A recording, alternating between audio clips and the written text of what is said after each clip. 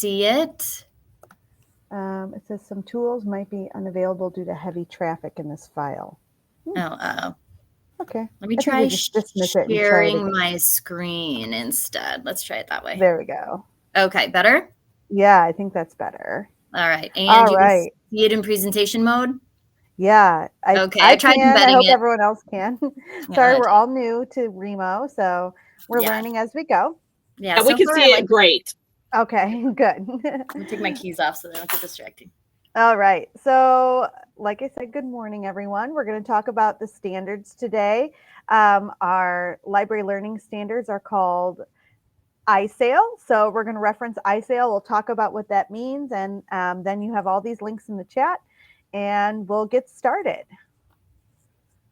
So my name is Sia Paganis. I am a teacher librarian at Glenside Middle School in Glendale Heights, Illinois. So I'm in a Chicago suburbs in a 5th through 8th grade building.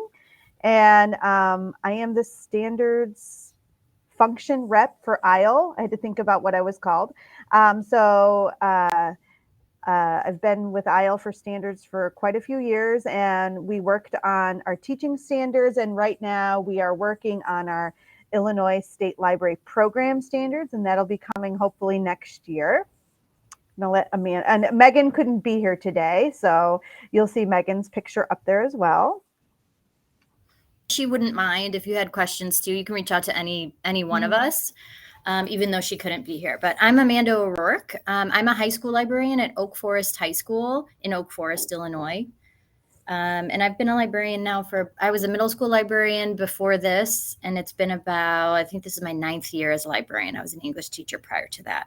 And I'm just on SIA's standards committee. So real quick shout out. Thank you so much, Sia, for all of the work that she has done. The standards are beautiful. If you're familiar with prior to 2022, I think that it's really a pretty big change, but it's great. So yeah, no, and I've had a great team. So, all right. So today we're going to talk about our 4 library literacy standards. We're just going to talk about them in general terms.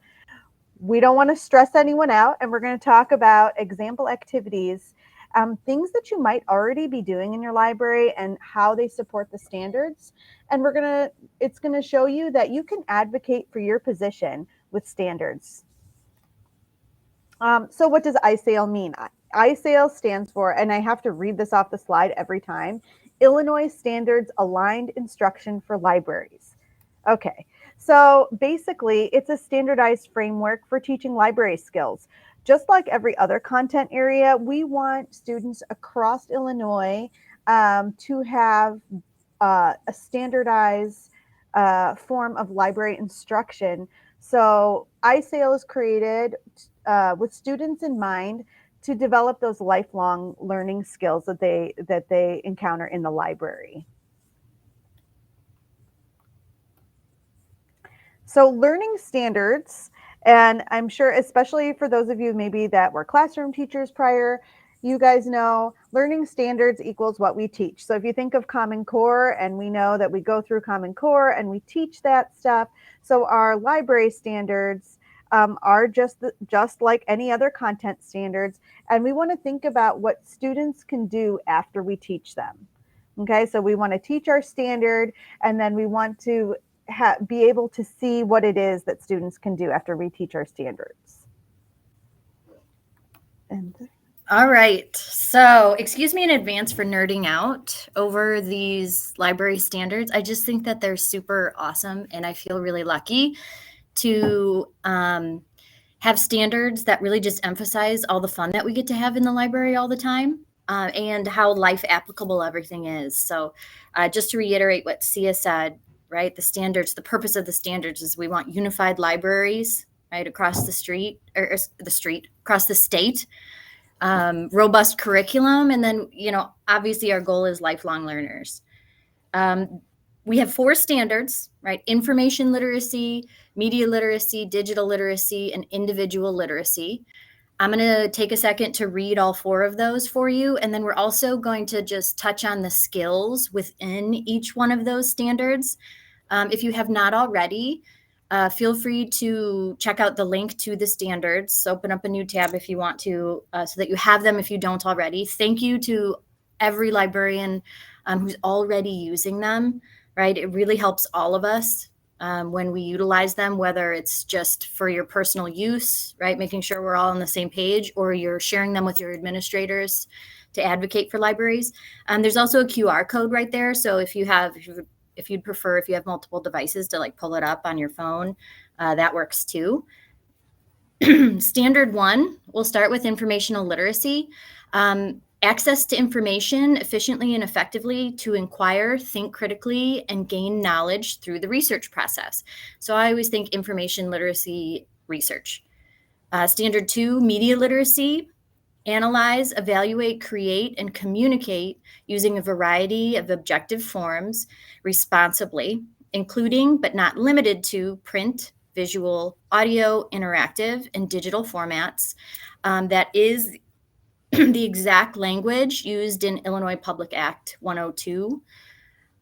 Standard 3, digital literacy. Understand the impact of an online presence to yourself and others while maintaining privacy and security practices. And then standard 4 is my favorite. It's probably most of our favorite, honestly. Individual literacy is to promote the appreciation of literature and its impact on an individual as a foundation of lifelong learning, the development of empathy, and an appreciation for diverse, vibrant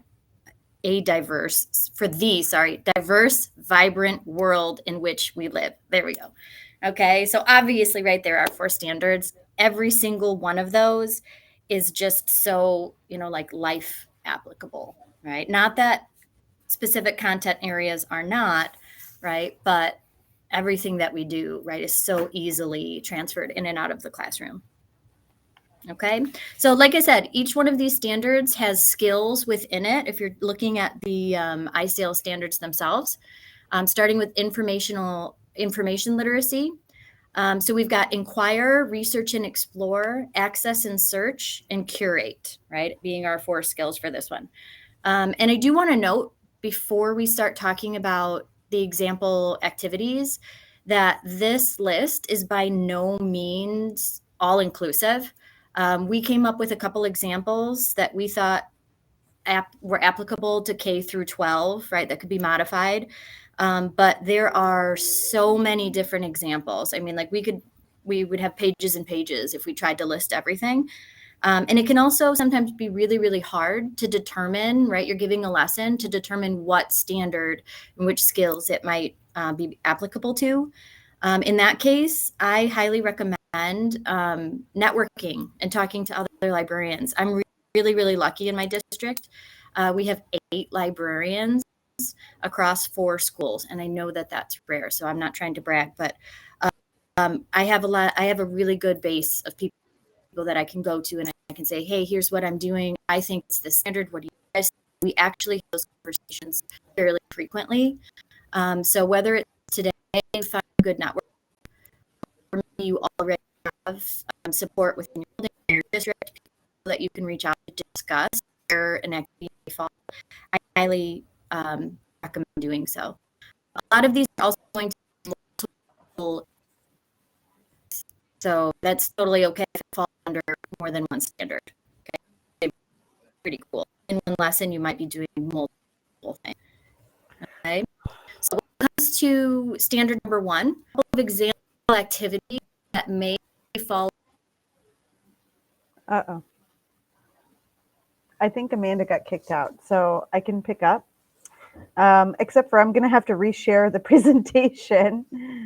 Let's see. Okay, so sorry, we're going to work on this tiny screen because I don't know. This is why we had 2 people presenting. This is great. All right, so let me see if I can make, I don't know if I can make it any bigger, so I completely apologize, everyone. Besides resharing, so is that okay? Is everyone okay? All right, so yeah, we can see it. Amanda's back. There's Amanda. Okay. I think she's back. So our example activities, in case, okay, maybe she's not. I think they're having internet problems, so we'll just go back. So sorry, everyone, So example activities would be teaching students how to use the catalog and other resources to find information, creating works cited pages. That's always a big one, right? I always tell the kids that's the most boring thing I teach. Advanced Google searching. I think this is more important than ever.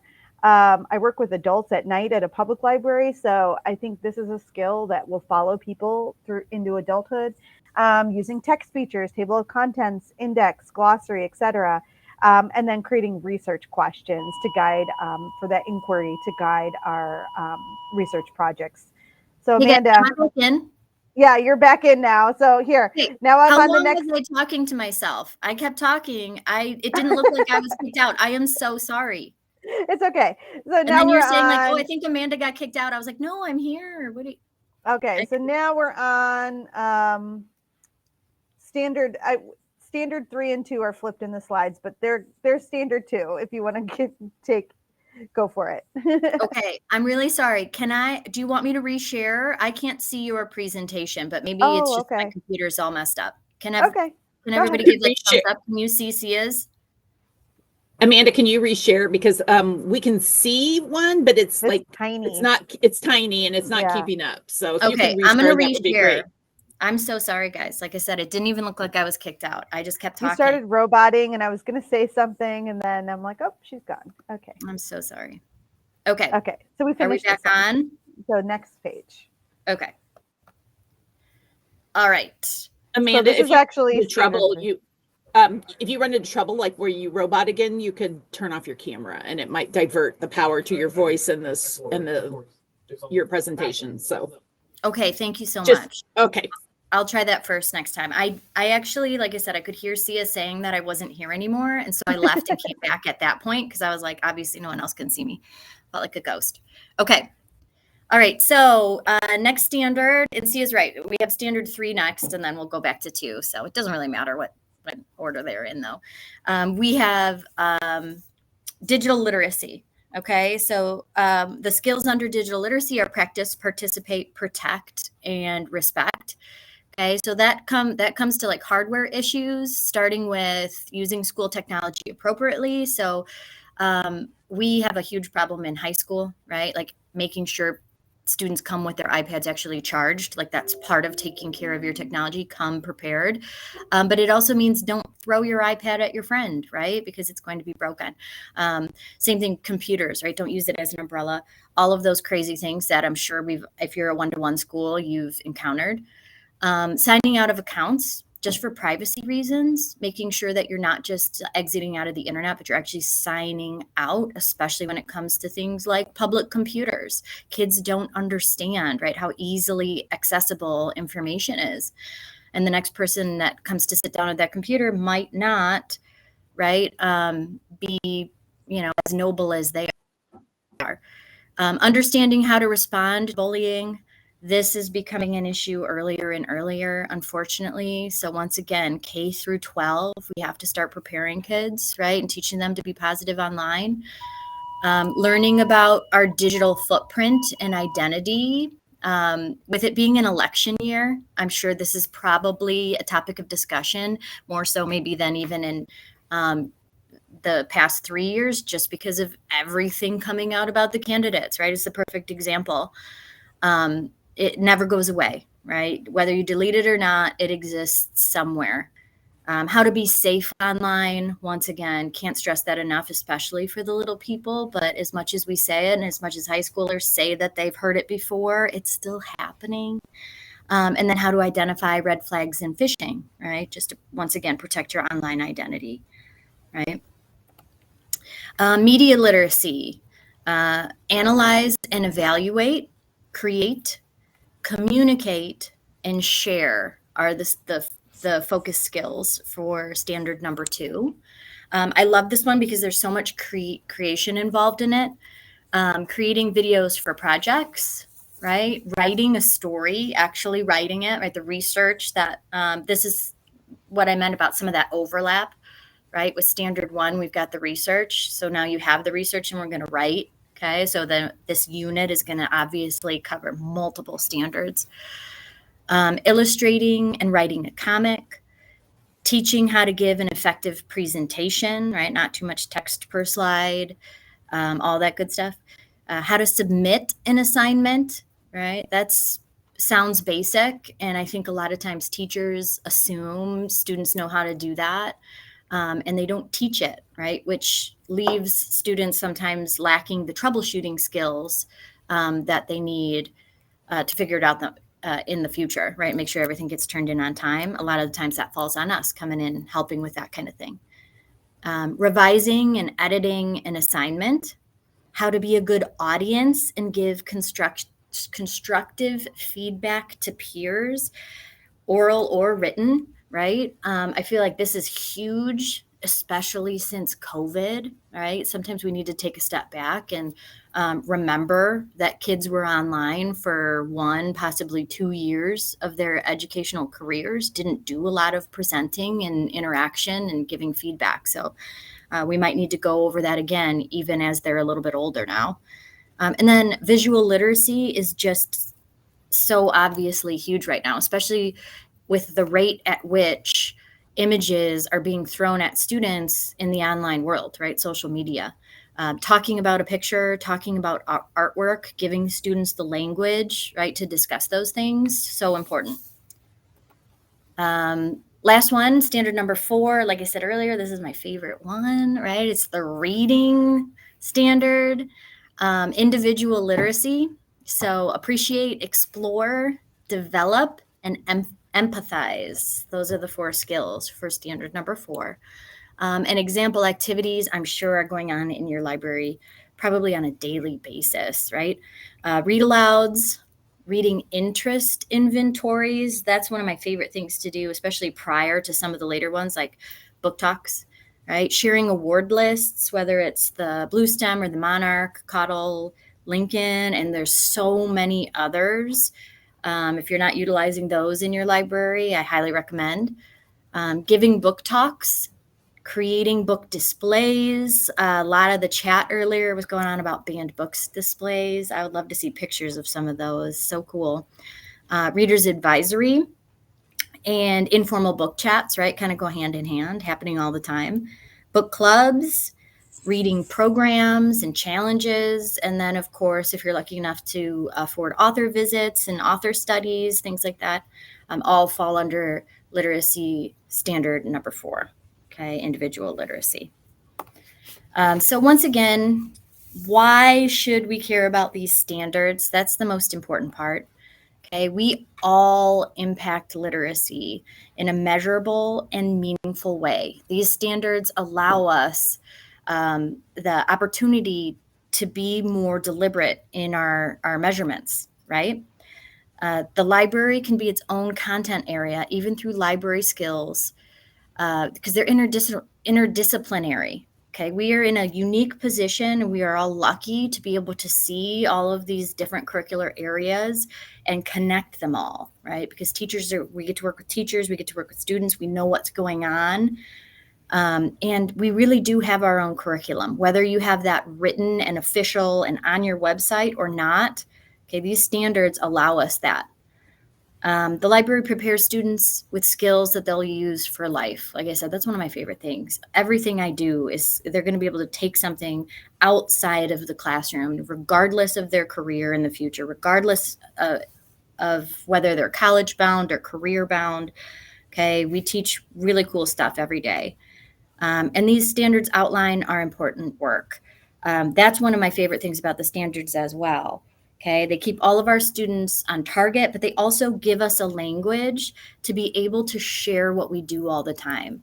I feel like it's not uncommon for people to be like, you're a librarian, right? What do you do, right? What does your day look like? And when you're put on the spot like that, sometimes I want to be like, it's crazy, right? Every day is an adventure. And I will tell anyone who will listen, whether they're forced to listen to me or they ask that question, right, that I love my job and every day is an adventure. But if we know the standards, it's easy to say, well, let me tell you about it, right? I have these 4 different literacies that I focus on, and it makes it so much easier to talk about, right? All of those different areas that we're constantly hitting in our job every day. Okay. All right. So there's the standards in a nutshell. Obviously, you can go through them and drill down to your specific grade levels. They are arranged in grade level bands. I don't know if we mentioned this. So it's not like you have to teach every standard every year. We tried to make them more accessible. So like within third through fifth grade, there's a number of standards and you don't have to do them all every year. Try to do as many as you can. It's always a work in progress. I don't teach every standard every year. So it's helpful. It's a helpful guide to inform your teaching practices. Um, are there any questions for us? And then I've been following the chat, and I want to say reach out to ISLE if you have not heard of ISLE. ISLE, it's ISLE. I don't know how to say that. ISLE with a D.org for more information. Join the listserv. Ask some questions of your colleagues. It's a great organization and a great advocacy tool for those of you that maybe aren't in the library full time or you just kind of got thrown in there. Connecting with other school librarians through your library systems or ISLE is a great way to start asking some other questions and really getting a strong foundation under you to really advocate for your library programs. Yeah, thanks, Deb, for putting that in the chat. Are there any other questions? One question saying she came from Missouri where it was common, like everybody had a librarian unless it was a very tiny school. And why is it so different in Illinois? And how can we make this change? And Dan replied, how long do you have to talk about right? That's like issue? a whole day. Right? As I know, Deb and other people on here, we have an advocacy committee. ISLE is really trying to advocate for school librarians. I've spoke with librarians from Wisconsin as well, and they don't get it either. They're like, what is going on in Illinois? And yeah, that's a great question. But, Go Missouri. Yeah, go Missouri, go Wisconsin, using things like these standards. And I know, like, if you know about the new Illinois literacy K-12 plan, they do reference librarians. They consulted with ISLE. They reference our standards. So it is a thing, even if your administrator doesn't know about them, print them out and hand it to them. Let them know that, you do have standards. We do want these skills taught all over Illinois, and you need the resources to do that, whether it's time. Of course, it's always money, but time is a big one too. If you don't have enough time in the library or, it's not staffed, it's really hard to hit all those standards. So Somebody asked, is there a requirement or a standard for how much time a student should have in a school librarian each week? There is not, but I do want to tell you that to remain a member of the library system, you must have a paid employee in the library 15 hours per week minimum. So that's not nearly enough, but it's something. So yeah, and it's a paid employee, so it's not always a certified school librarian, but yeah, that I think, yeah, but not a volunteer either. Right. So people are asking how to reach out to the advocacy committee. So Jessica put the link to advocacy in the chat. So if you're interested in working on that committee, please join, because advocacy at ISLE, I think, is stronger than it's ever been. And we are closer to making a difference in Illinois law than we've ever been, I feel like. We are getting ready to do some things legislatively that will make a difference. I was just at the ISLE board meeting last night. We were talking about a bunch of things, so I'm all excited and hyped up. Yeah. So. And I see there's questions like, does it have to be a certified librarian? That is the hope. I think the answer to that is a certified school librarian leads to stronger outcomes for your school and your school library. As a lot of you see today with the presentation that Christina gave and this presentation, it's not just putting someone in the library. There's a lot of training involved. I would push your district, if you're not certified, to maybe there are a number of programs throughout the state that you can get certified for the school. It's the endorsement program through a number of different universities that it's online. So, and I think all of the questions I saw, there was a lot of questions about the nitty gritty of the policies. Your library system could answer those. And I know there's an admin code. I do have it, but not right in this presentation. Yeah. In order, you need a paid employee of the library 15 hours a week to get to be part of the library system, to call yourself a library. Is that correct, Leah? Okay, so Dan and I just realized we put contradicting terms in the chat. Okay. So to be a member of the system, yeah, at least one building in your district must have a paid employee 15 hours per week. So just to be a member of the system. To get the grant, any building that wants the grant must have a paid employee 15 hours per week. So if your district belongs and you have 3 buildings, your high school has a paid employee for 15 hours per week, you can join your system. But when it's time to apply for the grant, if your elementary school does not have a paid employee 15 hours per week, they cannot be included in the grant. So however many students attend that school will be taken out of the funding formula for the grant. So let's say you have 1,000 students and 250 of them are at the elementary school. If they don't have that 15-hour per week employee, 250 students lose out on that money. So, okay, the other thing I wanted to say, because you were talking about how to go forward and get certification or move forward in your career, we have a handy dandy little resource sheet that I'm putting in the chat today. This has a lot of different resources on it. The number one thing that I was going to talk about is our Table Talk resources. So when we break for Table Talk, which we'll talk more about in a minute, those resources are there. But I also talked to several schools in Illinois who offer school certification or a library technical services administration certification. And those schools are linked in this document as well. And if you click on the school, click on their button, it will take you directly to their library program. So please save this and use it. And I've talked to all of these people and they're perfectly willing to talk to you and help you. So if you are interested in expanding your librarian education, they will be a great resource for you. Also, IHLS, the Illinois Library System, and Rails are all linked in this document. So if you have questions later, you can go there and contact us if you're not used to contacting us on a regular basis. I want to say thank you to Amanda and Sia for presenting that great standards presentation. We are going to break for 15 minutes to have a little break, and everybody can step away from their computer for a minute.